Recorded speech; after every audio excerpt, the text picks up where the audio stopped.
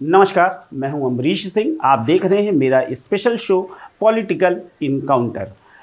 अपने इस शो में मैं अक्सर बात किया करता हूं राजनीति के उस बड़े मंच की, उस बड़े प्लेटफॉर्म की, जहां पे अक्सर बड़े नेता हो, विपक्ष का हो या सत्ता पक्ष का हो, जो अपनी बातें रखता है। लेकिन आज का शो थोड़ा सा खास है, उसके कई मायने हैं, उसकी कई परिभाषाएं हैं। आप वैसे तो आज जिस विषय पर हम बात करने जा रहे हैं वो विषय अपने आप में ही बहुत कुछ कहेगा, चूंकि वो मुद्दा ही राजनीति का है। और राजनीति भी वो है जो 2022 और 2024 के चुनावों से कुछ अलग होने वाली है। उसके पीछे बहुत से ऐसे मुद्दे हैं, बहुत से ऐसे अपने खुद के एजेंडे हैं। और आज जिस विषय पर हम बात करने जा रहे हैं वो उत्तर प्रदेश में 9 सीटों पर होने वाले उपचुनाव पर है। इन 9 सीटों पर होने वाले उपचुनाव में पहले तो तमाम तरीके की बातें उठी कि ये चुनाव आखिर कब होंगे। पहले बातें हो रही थी कि सितंबर के आखिरी में या अक्टूबर के पहले सप्ताह में ये चुनाव हो सकते हैं। लेकिन चुनाव की तिथियां आने के बाद सभी पार्टियां, वो चाहे भारतीय जनता पार्टी हो और या फिर समाजवादी पार्टी हो, प्रदेश में दोनों ही पार्टियां ऐसी हैं जो खुद का अपना वर्चस्व रखती हैं। 2017 से 2024 के बीच में समाजवादी पार्टी को उत्तर प्रदेश में खासा नुकसान हुआ। लेकिन 2024 के लोकसभा चुनाव में जिस तरीके से समाजवादी पार्टी को चुनाव में नतीजे प्राप्त हुए, उससे समाजवादी पार्टी की राजनीति ने एक बार फिर से नया उबाल मार दिया है। और भारतीय जनता पार्टी 2014 से जो पार्टी लगातार शीर्ष पर थी, वो 2024 आते आते कुछ डाउन पड़ने लगी है। राजनीति के जो बड़े बड़े पुरोधा हैं, जो बड़े बड़े राजनीतिक विश्लेषक हैं, वो भी अब इस बात पर कयास लगाने लगे हैं, क्या जनता मोदी मैजिक से अब दूर जा चुकी है, या कुछ ऐसे भारतीय जनता पार्टी के निर्णय रहे हैं जो भारतीय जनता पार्टी के ही खिलाफ जाने लगे हैं। 2024 के चुनाव ने भारतीय जनता पार्टी के अंदर खानों को ही झकझोर कर रख दिया था। मोदी मैजिक के बल पर 2024 का चुनाव लड़ने वाली भारतीय जनता पार्टी, एनडीए की सरकार, नतीजों के बाद से स्पष्ट बहुमत जब भारतीय जनता पार्टी को नहीं मिला और उसको 2014 और 2019 के बाद 2024 में एनडीए के जो सहयोगी दल थे उनके भरोसे बैठना पड़ गया। और 2024 का ही चुनाव, हरियाणा का चुनाव, जब भारतीय जनता पार्टी ने जीता तो भारतीय जनता पार्टी में फिर से एक नई ऊर्जा आ गई। अब है उत्तर प्रदेश में होने वाले 9 सीटों पर उपचुनाव। हालांकि 10 सीटें ऐसी थी जिन पर चुनाव होने थे, लेकिन अयोध्या की मिल्कीपुर सीट ऐसी थी जो कोर्ट में जिसका फैसला होने की वजह से ये सीट पर फिलहाल अभी चुनाव की तिथि घोषित नहीं हुई है। लेकिन जिन 9 सीटों पर चुनाव की तारीख घोषित हुई है, उन सीटों पर अब वर्चस्व की लड़ाई है। पहले तो भारतीय जनता पार्टी अपने सहयोगी दलों के साथ सीट बंटवारे को लेकर काफ़ी प्रेशर पॉलिटिक्स का भी शिकार हुई। खास तौर पर संजय निषाद की निषाद पार्टी ने जिस तरह से पूरे कयास लगाए जा रहे थे, प्रेशर पॉलिटिक्स का सहारा लिया संजय निषाद ने। कई बार दिल्ली की भी दौड़ लगाई। लेकिन भारतीय जनता पार्टी इन 9 सीटों पर फिलहाल अकेले चुनाव लड़ना चाहती थी। लेकिन एकमात्र सीट ऐसी थी, मुजफ्फरपुर की मीरापुर सीट, जहां से रालोद को वो सीट दी गई। और चर्चा ये है, चूंकि पश्चिमी उत्तर प्रदेश में राष्ट्रीय लोकदल यानी जयंत चौधरी की पार्टी जिस तरीके से शीर्ष पर रही है, भले ही 2014 और 19 के चुनावों में रालोद को कोई बहुत बड़ा फायदा नहीं हुआ, खुद जयंत चौधरी भी चुनाव हारे थे। और 2022 के चुनाव से पहले अखिलेश यादव के साथ जो वो गठबंधन में आए, तो अखिलेश यादव ने दोस्ती के उपहार स्वरूप उनको राज्यसभा भेजकर उनको फिर से सांसद का दर्जा दिलाया। लेकिन वो बात हम अपने किसी अन्य शो में करेंगे। लेकिन आज जो उपचुनाव होना है उत्तर प्रदेश में, उस पर बात ही सिर्फ होगी।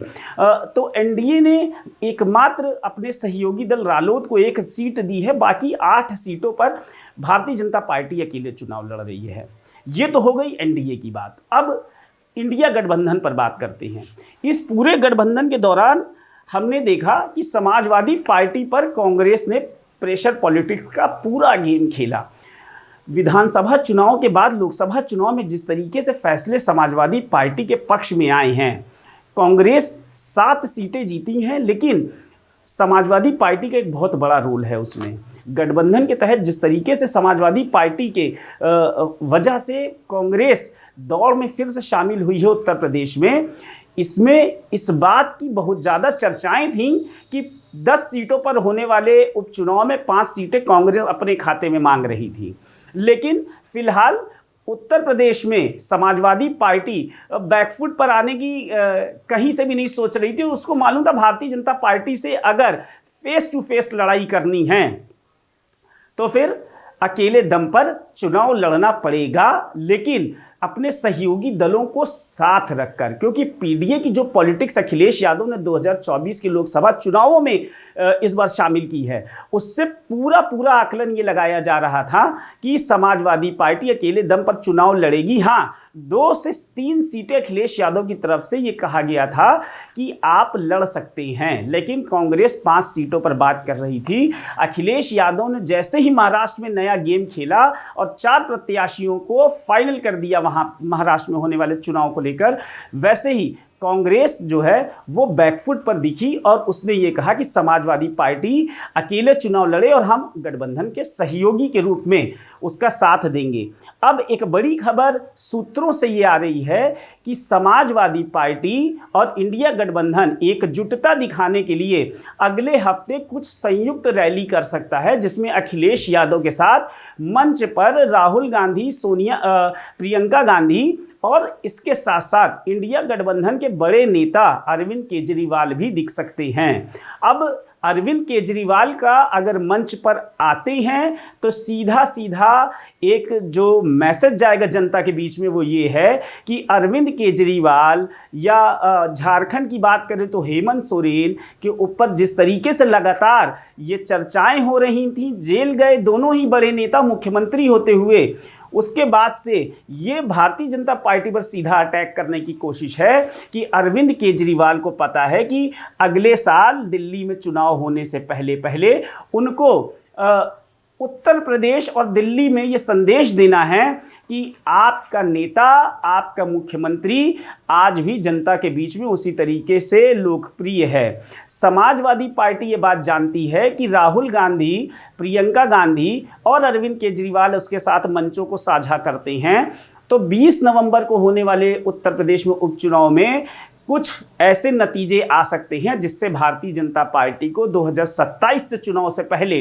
एक बड़ा संदेश जाएगा कि अगर इंडिया गठबंधन एकजुट रहेगा तो भारतीय जनता पार्टी को नुकसान होगा। बस भारतीय जनता पार्टी को किसी भी तरीके से भारतीय जनता पार्टी चाहती है कि इंडिया गठबंधन में टूट हो, लेकिन कांग्रेस को ये बात भली भांति पता है कि उत्तर प्रदेश में जिस तरीके से समाजवादी पार्टी मजबूत है, वहाँ पे समाजवादी पार्टी के सहयोगी के रूप में ही कांग्रेस को जनता एक्सेप्ट कर रही है, ना कि कांग्रेस को फ्रंट फेस उत्तर प्रदेश में भारतीय जनता पार्टी के ऑपोजिशन में कोई खड़ा है तो वो समाजवादी पार्टी खड़ी है।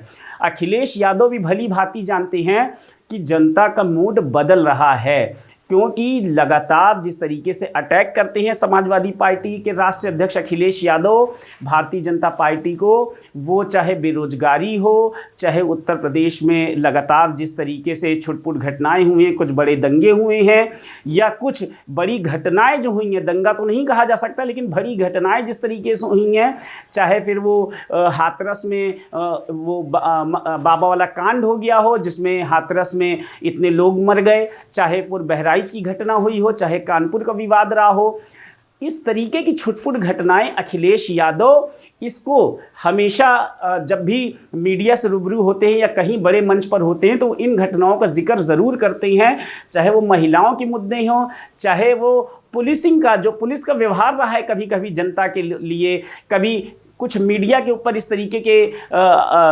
हमेशा कुछ ना कुछ कारण हुए हैं जिसको अखिलेश यादव मीडिया पर भी कभी कभी सवाल करते हैं कि इस सरकार में आप लोगों के ऊपर भी कई बार इस तरीके के कुछ हमले हुए हैं पुलिस द्वारा जिससे आप भी बचे नहीं हैं। तो ये सारी चीज़ें अपवाद हैं, लेकिन इन सारी चीज़ों पर एक प्रोपेगेंडा जो लेकर विपक्ष चल रहा है वो बड़ी एक मुद्दा है। और उत्तर प्रदेश में होने वाले इन 9 सीटों पर उपचुनाव में समाजवादी पार्टी और इंडिया गठबंधन अगर एक रहता है तो अलायंस में ये पूरी चर्चाएं हैं कि इन नेताओं के आने से जनता के बीच में एक संदेश जाएगा।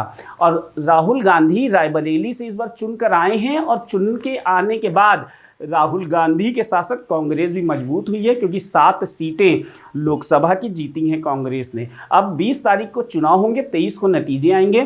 फिलहाल फुल फ्लैश मुख्यमंत्री योगी ने अपनी रैलियां शुरू कर दी हैं। मीरापुर से पश्चिमी उत्तर प्रदेश की शुरुआत की है। वहीं समाजवादी पार्टी अगले हफ्ते से बड़ी बड़ी रैलियां करेंगी, जिससे कि प्रत्याशियों के लिए जनता के बीच में समर्थन मांगा जाए। उत्तर प्रदेश में होने वाले उपचुनाव को लेकर और भी जो जानकारी होगी, जो ताज़ा अपडेट होंगे, वो आप सबके बीच में हमारे द्वारा आप तक पहुंचाए जाएंगे। लेकिन पॉलिटिकल इनकाउंटर में जिस तरीके से बड़ी बड़ी जो राजनीतिक घटनाएं हैं, राजनीतिक कवरेज हैं, वो यूं ही आप तक पहुंचती रहेगी। लेकिन ताज़ा जानकारी के लिए आपका हमारे पेज पर, हमारे इस खास शो पर बने रहने अत्यंत ज़रूरी है, और हमारे लिए भी आपका प्यार और आशीर्वाद बेहद ज़रूरी है। अगले शो के लिए लेता हूँ आपसे विदाई, तब तक के लिए दीजिए इजाज़त। नमस्कार।